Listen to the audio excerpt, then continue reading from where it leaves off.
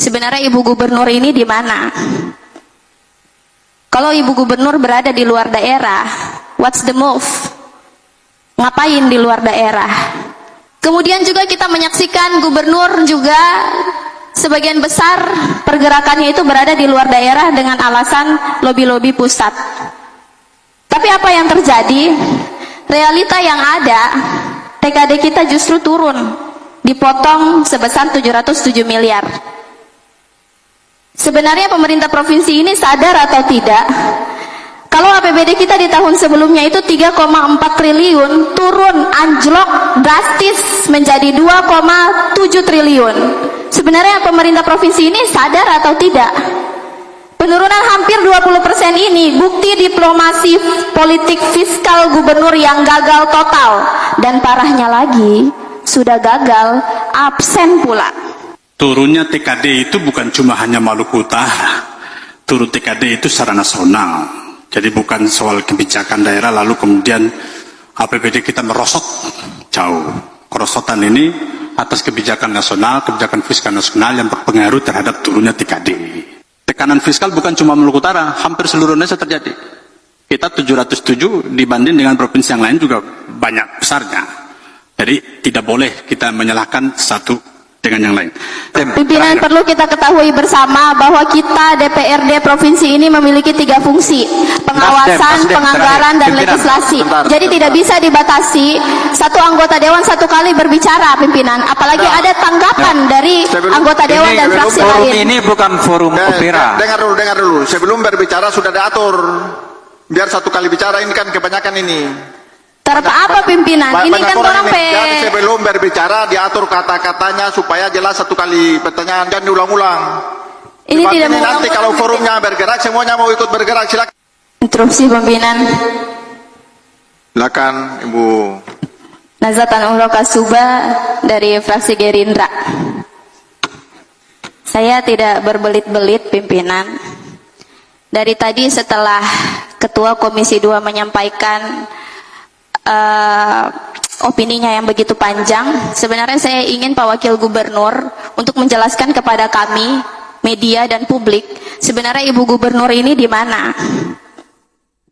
Kalau Ibu Gubernur berada di luar daerah, what's the move? Ngapain di luar daerah?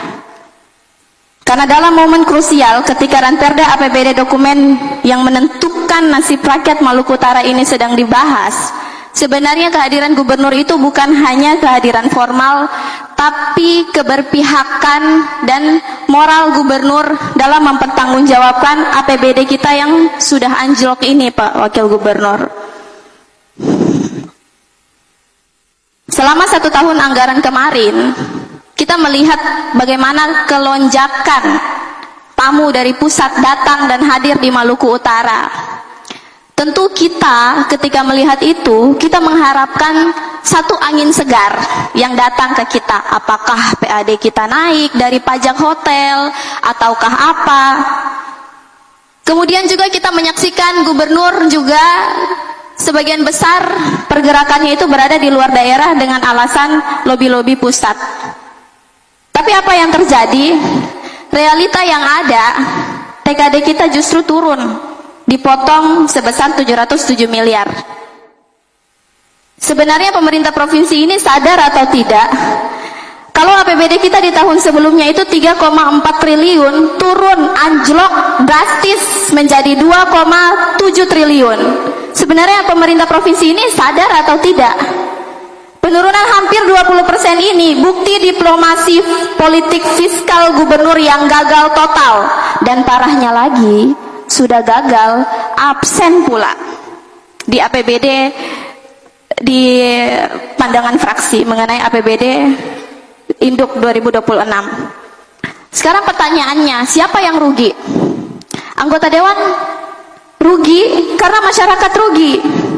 Karena APBD 2026 yang sebesar 2,7 triliun ini, 78%-nya habis untuk belanja wajib operator dan gaji.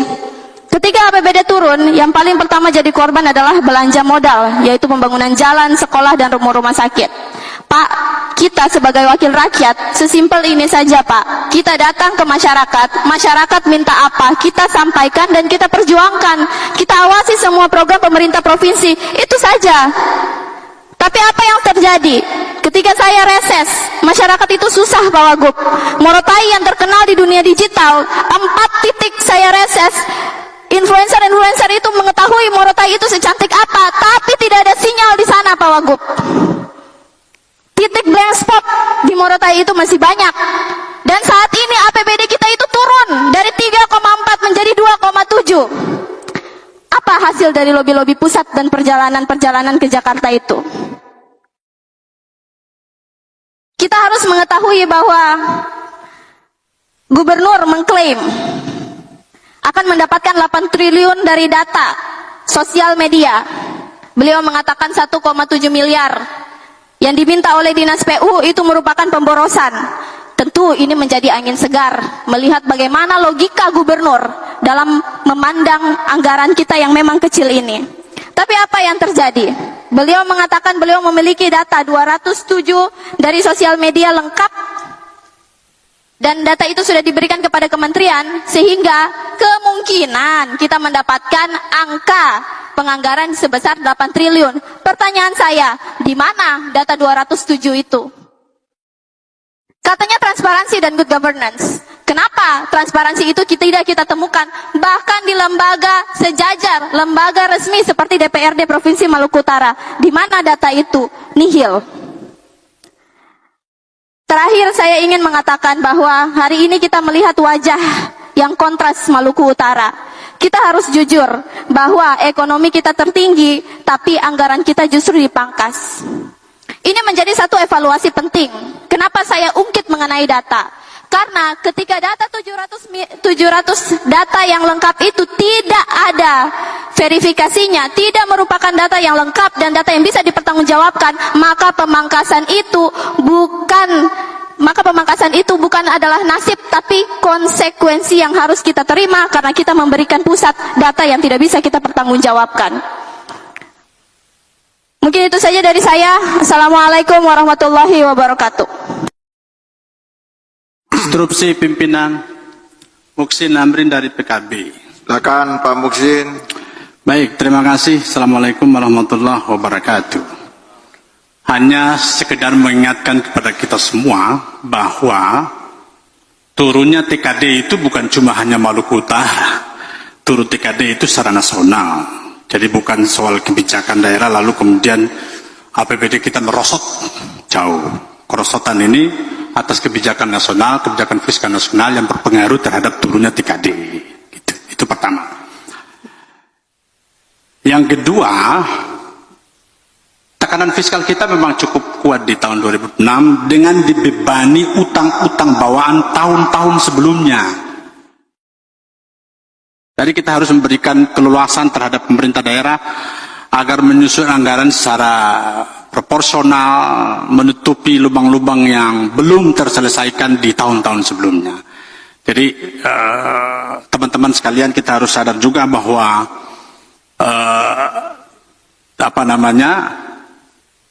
tekanan fiskal bukan cuma Maluku Utara, hampir seluruh Indonesia terjadi. Kita 707 dibanding dengan provinsi yang lain juga banyak besarnya. Jadi tidak boleh kita menyalahkan satu dengan yang lain. Demikian, Assalamualaikum warahmatullahi wabarakatuh. Interupsi pimpinan. Instruksi pimpinan. Instruksi pimpinan. Fraksi Nasdem. Cukup satu kali. Instruksi pimpinan. Fraksi Nasdem. Ibu Najwa belum. Nasdem apa? Instruksi pimpinan. Instruksi pimpinan. Gerindra silakan. Gerindra. Instruksi. Terima kasih. Instruksi pimpinan. Pimpinan. Pimpinan. Nazat Anuhro Kasuba dari fraksi Gerindra. Nasdem. Pimpinan, perlu kita ketahui bersama bahwa kita DPRD provinsi ini memiliki 3 fungsi: pengawasan, Nasdem, penganggaran, dan pimpinan. legislasi. Bentar. Jadi tidak bisa dibatasi satu anggota dewan satu kali berbicara, pimpinan. Apalagi ada tanggapan dari anggota dewan dan fraksi Forum lain. ini bukan forum opera. Dengar dulu. Sebelum berbicara sudah diatur. Biar satu kali bicara, ini kan kebanyakan ini. Apa pimpinan? Ini Banyak kan orang Jadi sebelum berbicara diatur kata-katanya supaya jelas satu kali pertanyaan, jangan diulang-ulang. Ini tidak nanti kalau forumnya bergerak, semuanya mau ikut bergerak, silakan. Pimpinan, ini menjadi evaluasi kita bersama. Bahwa rapat paripurna ini adalah kesempatan kita anggota dewan untuk mempertanggungjawabkan peran kita di masyarakat. Jadi saya berterima kasih atas kesempatan yang kedua ini pimpinan. Semoga ke depan kita lebih banyak berpikir soal substansinya. Apa yang ingin kita golkan. Saya ingin menanggapi sedikit apa yang disampaikan oleh fraksi PKB. Bahwa pemotongan TKD itu berada di seluruh provinsi Maluku Utara. Tapi ingat, Maluku Utara adalah provinsi dengan pertumbuhan ekonomi tertinggi. Dan sebagian besar kita menyumbang SDA kita ke pusat. Sehingga itu menjadi hak kita. Maka pertanyaan yang paling fundamental di sini, kenapa kita dipangkas? Itu harus menjadi pertanyaan yang sama-sama kita evaluasi. Kemudian yang kedua, saya ingin menegaskan bahwa tadi saya menyebutkan mengenai data. Transparansi itu belum hadir di Maluku Utara. Kita belum melihat data yang lengkap. Kita hanya menerima semua yang berseliweran di sosial media, kemudian di media-media.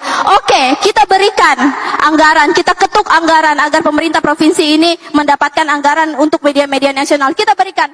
Tapi itu harus balance. Apa yang disampaikan di luar dan apa yang dipertanggungjawabkan di dalam itu harus balance. Jadi ke depan saya memohon kepada pemerintah provinsi, berikan setiap data yang kita butuhkan ke setiap komisi-komisi dan lebih tertib terhadap data dan transparansi itu. Transparansi itu bukan ketika kita minta, tapi transparansi itu sesuatu yang bisa kita akses dengan mudah. Kita akses tanpa kita pertanyakan lagi. Mungkin seperti itu pimpinan. Semoga ke depan ini menjadi evaluasi kita bersama. Assalamualaikum warahmatullahi wabarakatuh. Kita semua berbeda-beda, dari partai yang berbeda, pandangan yang berbeda, latar belakang yang berbeda, kepentingan yang berbeda. Tetapi kita semua ada dalam satu kapal dan saya mengajak seluruh DPRD dalam ruangan ini bersama dengan OPD untuk kita bekerja sama dengan satu tujuan untuk mensejahterakan masyarakat Maluku Utara dan berjuang untuk kita sebagai daerah penghasil, daerah yang menghasilkan nikel 50% dari nikel Indonesia, di mana Indonesia adalah produksi nikel 40% dunia. Jadi artinya Maluku Utara ini kita produksi nikelnya itu 20% kepada dunia. Tapi saya menyadari penuh bahwa APBD kita tidak mencerminkan hal itu, kesejahteraan masyarakat Maluku Utara tidak mencerminkan hal itu. Mari kita duduk bersama, berpikir out of the box, mencari langkah-langkah melalui partai, melalui entahlah melalui apa, tapi bagaimana kita bisa menaikkan PAD bersama, kita bisa mendatangkan jalan dan jembatan, kita bisa mendatangkan investor, sehingga masyarakat Maluku Utara bisa sejahtera dalam arti yang sesungguhnya. Tanpa kolaborasi, tidak mungkin kita bisa berhasil sesuai dengan tema HUT Pemprov Maluku Utara yang ke-26, kita membangun dengan hati, dengan inovasi, dan kolaborasi. Saya dan Pak Sarbin, kita hanya manusia biasa yang dititipkan amanah 5 tahun oleh masyarakat Maluku Utara. Tanpa kerjasama, kita tidak bisa berhasil. Kita butuh kerjasama, kita butuh super tim, sehingga amanah masyarakat Maluku Utara yang dititipkan kepada saya, Pak Sarbin, para ketua, pimpinan, ketua fraksi, dan seluruh anggota yang ada di ruangan ini, kita pergunakan dengan baik. Terima kasih, semoga Tuhan memberkati kita semua. Wassalamualaikum warahmatullahi wabarakatuh. Om Santi, Santi, Santi Om.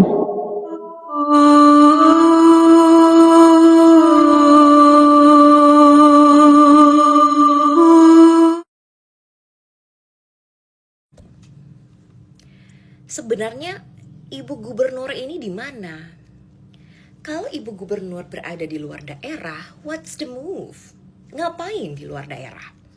Sekilas terdengar orang ya, anggota dewan yang menyampaikan statement ini itu pintar, berani. Dia memperjuangkan hak rakyatnya gitu ya. Sebagian besar pergerakannya itu berada di luar daerah dengan alasan lobby-lobby pusat.